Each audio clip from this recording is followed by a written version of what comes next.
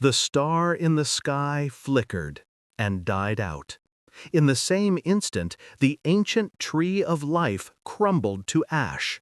The sacred spring fell silent. Liana collapsed, screaming, as if her own heart were being ripped from her chest.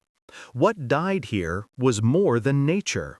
It was her very life, and she felt every loss to the deepest fiber of her being.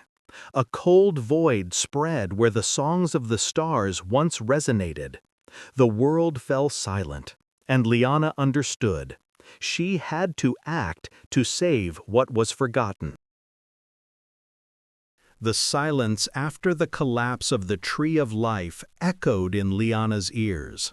With every breath she felt the void, yet deep within her an unyielding will stirred. She had to act, even if the path led into the unknown. Resolutely she strode towards the forest edge, where she found a dying nomad. Emaciated, with feverish eyes, he fixed his gaze on Liana.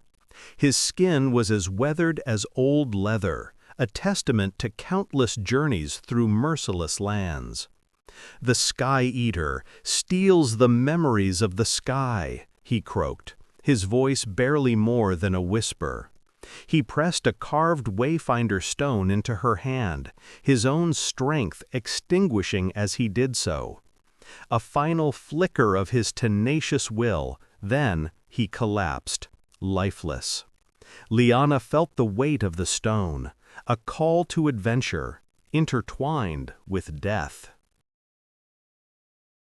Phelan's cryptic warning echoed in Liana's ears, the wayfinder stone burning cold in her hand. There was only one who could help her, the ancient wise woman Morwen. In the gnarled wooden cabin, filled with the scent of ancient herbs, Liana placed the wayfinder stone before the old wise woman. Her moss-green eyes glowed with an infinite foresight that belied the weariness of her ancient body.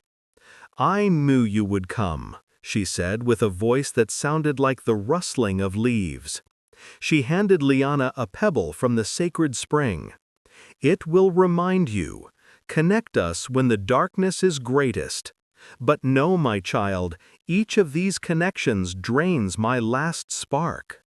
A faint blessing that offered Liana warmth, yet also revealed the crushing burden of solitude she had to bear. Morwen's words echoed in Liana's heart. The burden of her mission weighed heavily, and the thought of parting with her only companion choked her. At the path into the unknown, Liana's fox waited. His glowing reddish-brown fur shone, his intelligent amber eyes full of unshakable loyalty. Liana knelt, her voice thick with sadness. "You must stay here, my friend. Guard the forest until I return." The fox whimpered softly, rubbed his head against her hand, silently pleading with her to stay. But Liana painfully detached herself from him, every fiber of her being resisting the departure. Every whimper deepened the silence that would now be her companion. The complete isolation of her mission had begun in this heartbreaking moment. Liana's steps on the foreign ground felt heavy. Behind her lay the familiar green of the forest. Before her, only the vast, inhospitable plain. She spent the first night on a rugged rock ledge, beneath alien stars that felt painfully unfamiliar to her. A howling wind swept across the rock ledge, and Liana pulled her cloak tighter around her. The certainty of her solitude weighed heavily. Where were the songs of the trees, the gentle rustling of life? Here was only silence and gnawing fear. Finnick's sad eyes, an image of her lost home, choked her. This was no home for her soul, only a cold memory of what she had left behind. With the first gray light of dawn, Liana left the rock ledge and stepped deeper into the desolate expanse. The ash fields were a scar upon the face of the world. Here the wind whispered no songs, but howled a lamenting melody of loss. Liana's steps stirred up fine, gray dust. Her deep connection to nature failed. An icy pain pierced her, paralyzing her life force, like a tree whose roots are severed.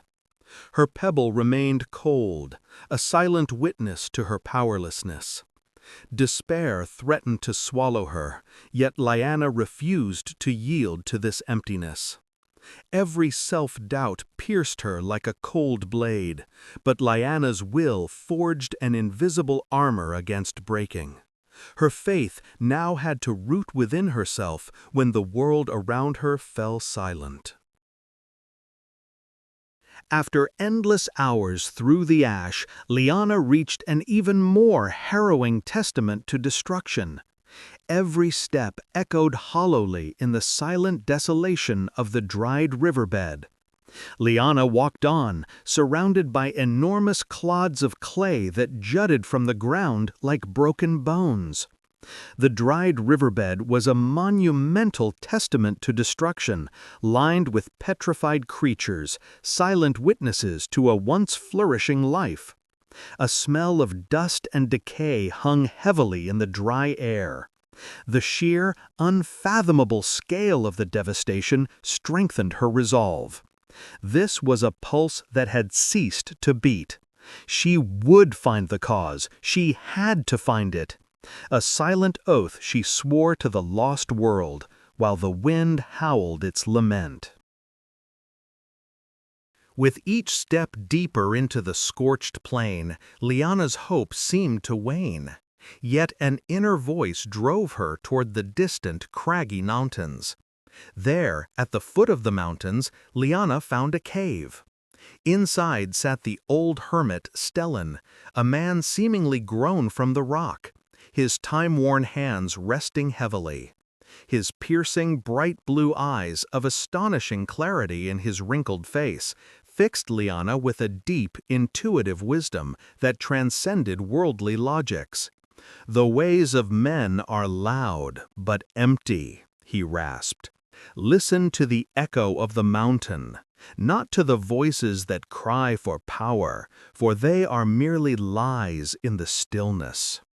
He waved her off, his gesture dismissive, yet his words were like a seed in Liana's mind. Liana's patience was tested, but the enigmatic wisdom struck a chord. The key lay not only in her nature magic, but in a new kind of connection, in the unspoken understanding. She left the cave with a riddle, but also with a valuable, albeit elusive, hint for her path.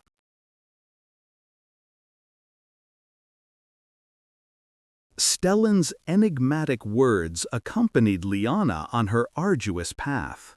The mountain's pain inevitably led her to Aethelburg, a cold, gray silhouette on the horizon that grew in size with every mile. The stone gate of Aethelburg loomed before her, a colossal bulwark of cold black stone, carved seamlessly into the mountain. No trace of organic life, only cold blue lights pulsed at its edges. No forest scent, only ozone and cold stone cut into her lungs.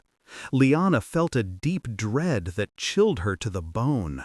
She placed a hand on the smooth stone, finding only a dead surface, no resonance. Her heart beat faster, like a caged bird. With a deep, rumbling hum, the gate opened and released her into the oppressive unknown, into the heart of the world's sickness. Beyond the gate, Aethelburg revealed itself in all its sterile splendor. Everywhere, the soft hum of automatons, the echo of her own steps on the polished stone. Aethelburg's streets were immaculate, an impersonal labyrinth of white stone and polished metal. Not a soul was to be seen, only humming, patrolling automatons and flickering holographic propaganda messages from Chancellor Vorgrim at the street corners. He extolled efficiency, spoke of liberation from ancient burdens, the celestial bodies, the memories, the soul. Liana shivered. An icy, sterile perfection that drained Liana's soul and exposed the true emptiness at its core. A utopia without life, which mirrored the true extent of her homeland's destruction in a terrifying way. The oppressive cold and the absence of all life in Aethelburg almost stole Liana's breath. Her empathetic senses were overwhelmed by disharmony. Her own spark of life threatened to extinguish.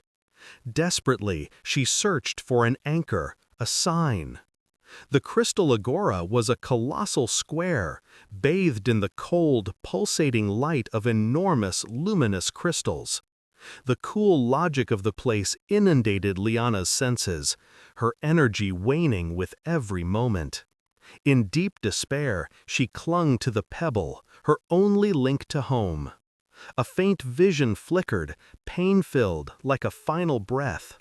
The old sage Morwen, contorted with pain, whispered with her last strength.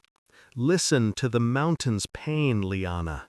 The cold here is the echo of the lost sky.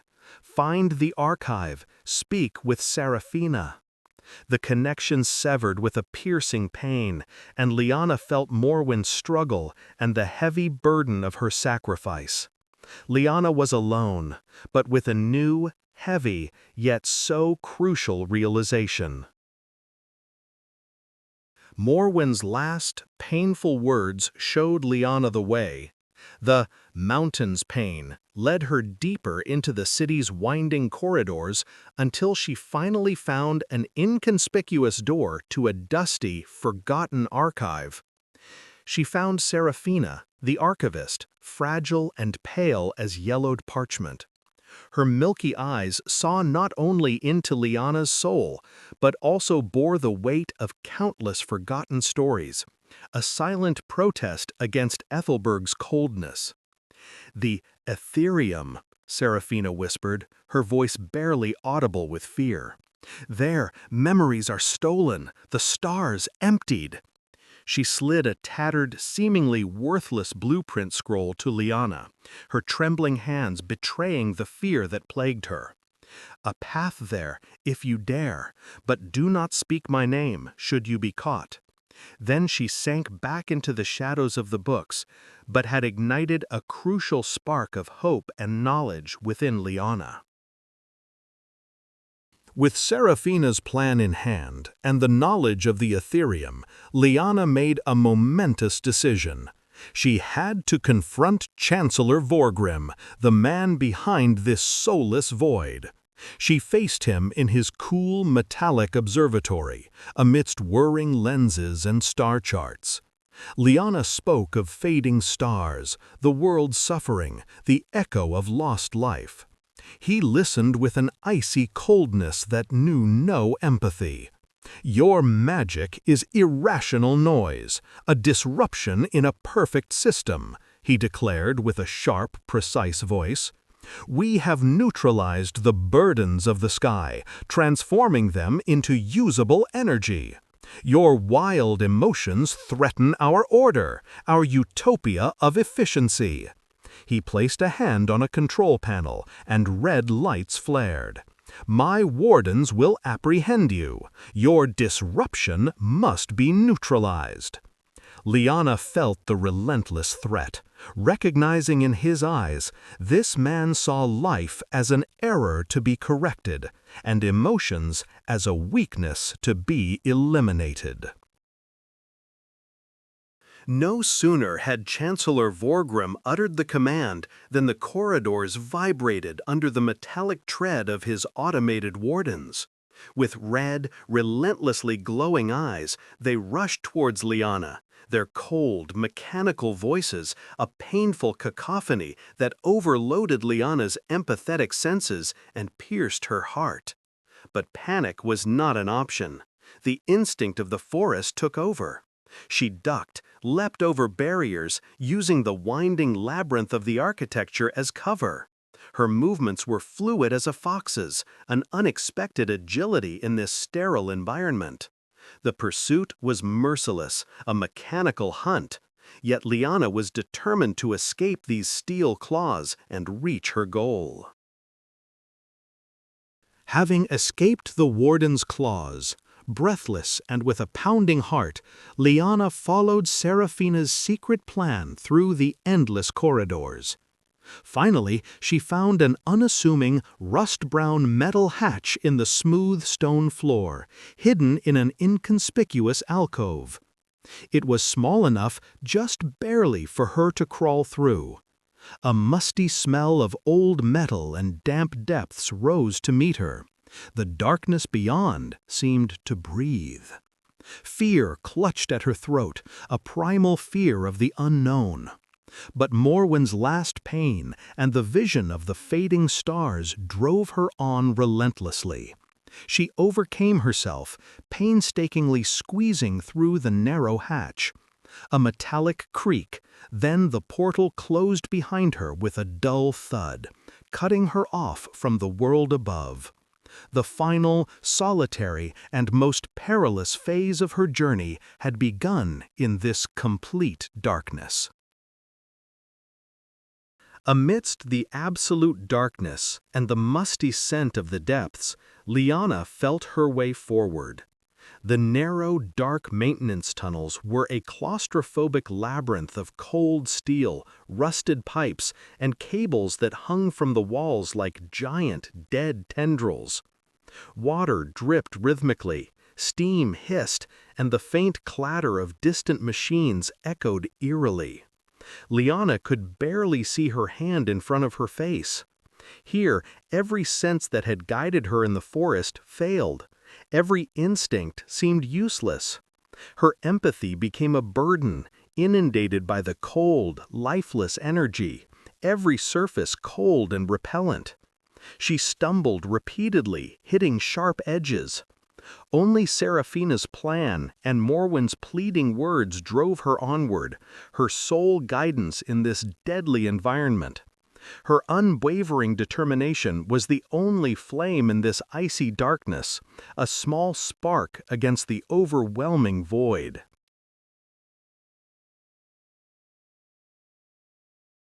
After a seemingly endless, oppressive journey through the labyrinth of steel and shadows, Liana reached a gigantic opening.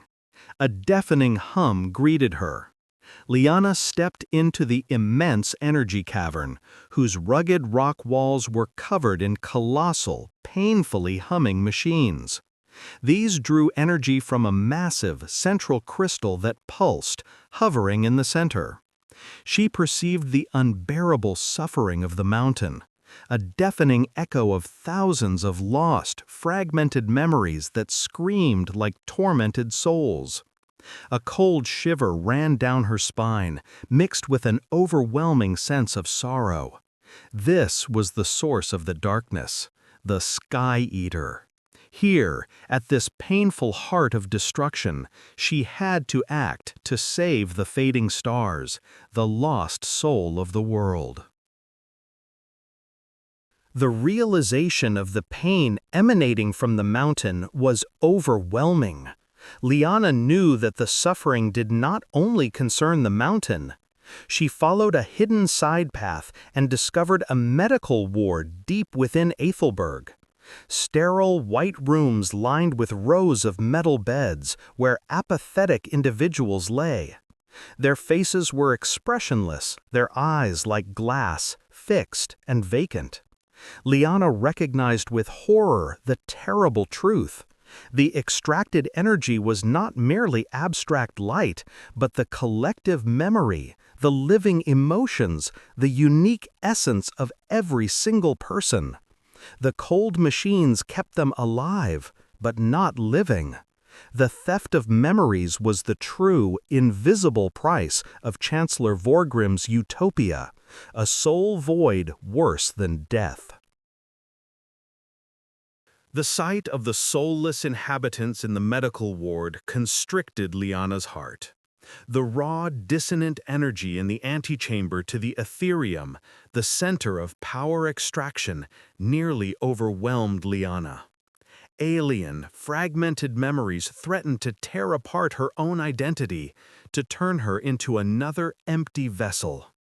With her last desperate strength, she pressed the source pebble to her chest, pleading for help. A pain-racked vision of the old sage appeared, her moss-green eyes closed in effort, her hand trembling. With a voice that was barely a whisper, she pierced through the din of energy. "The mountain's heart, it cries for its songs. Show it yours. Sing the forgotten melody of connection." Then the connection severed sharply and definitively, Morwen's face dissolving into mist. Liana felt Morwen's death in every fiber of her being, her last desperate cry. Completely alone now, but resolved to honor the old sage's ultimate sacrifice and fulfill her mission. Morwen's sacrifice was a burning legacy in Liana's heart. Utterly alone before the screaming, pulsating crystal in the Aetherium, filled with pain and dissonant energy, Liana took a deep breath. She gathered her pure empathy, her unwavering belief in the connection of all life, all her memories and emotions. Slowly, with an inner calm that belied her physical exhaustion, she stretched out her hands. Luminous emerald-green tendrils of her life energy, interwoven with shimmering fragments of memory, coiled from her hands. They wrapped gently yet firmly around the colossal crystal, transforming its chaotic vibrations. A part of her essence, her soul, transferred, healing it, while her own body was painfully drained, like a spring emptying itself. It was a sacrificial act of devotion, and the crystal's lamenting whisper slowly transformed into a first, delicate yet powerful song of recovered memories.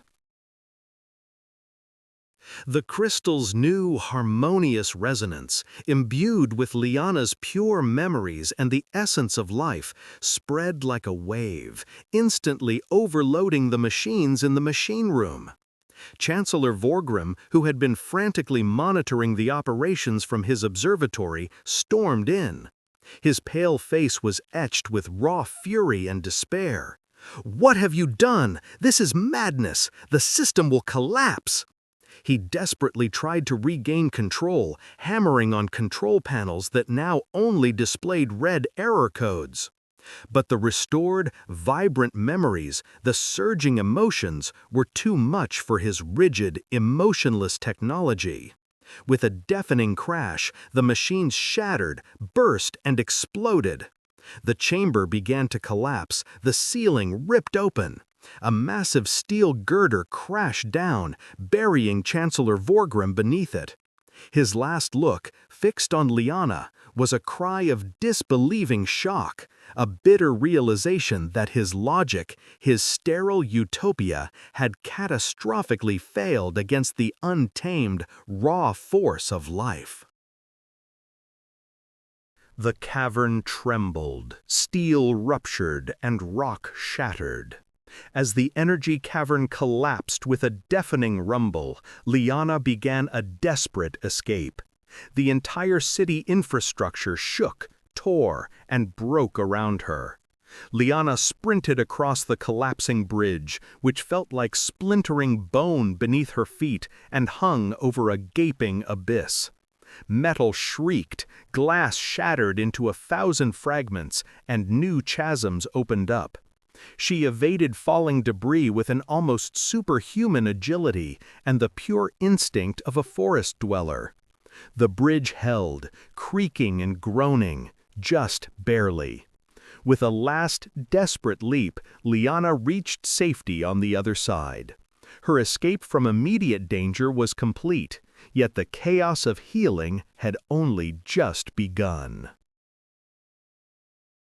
After the death-defying leap across the collapsing bridge and through crumbling corridors, Liana found her way back to the surface. She reached the crystal agora, now no longer bathed in cold, artificial light. A huge chasm gaped in the mountain ceiling, a miracle amidst the destruction, and true warm sunlight fell upon the polished stone floor for the first time in generations. First, faint echoes of restored memories streamed like a gentle river into the minds of the bewildered inhabitants. Their vacant faces showed confused but genuine emotions, a delicate awakening of hope, a first glimmer of human warmth. The city seemed to breathe again, not only through the fresh, pure air, but also through the recovered fragments of souls that ascended within them like sparkling stars. Weeks later, as the dust settled and Aethelburg began to rediscover itself, Liana met the young engineer Kaja in a newly established rooftop garden. Kaja's eyes, once vacant, now shone with alert, pragmatic hope, her hands marked by hard, meaningful work. Amidst sprouting seeds and the first delicate blossoms, Kaja spoke of the city's arduous new beginning, of the countless challenges, but also of the new, deep appreciation for life that they all shared. "Your deed not only saved us, but taught us to feel and honor again," she said with sincere gratitude, presenting Liana with a small, gently glowing crystal. "It carries ancient memories, a legacy of our past. The healing is spreading, Liana, almost as if the stars had begun to whisper again, and we are finally listening again." Liana's smile was tired, marked by the hardships, yet deep and filled with an inner joy. A first delicate glimmer of hope for the entire world had been kindled, a quiet promise for a future where memories and life would bloom again.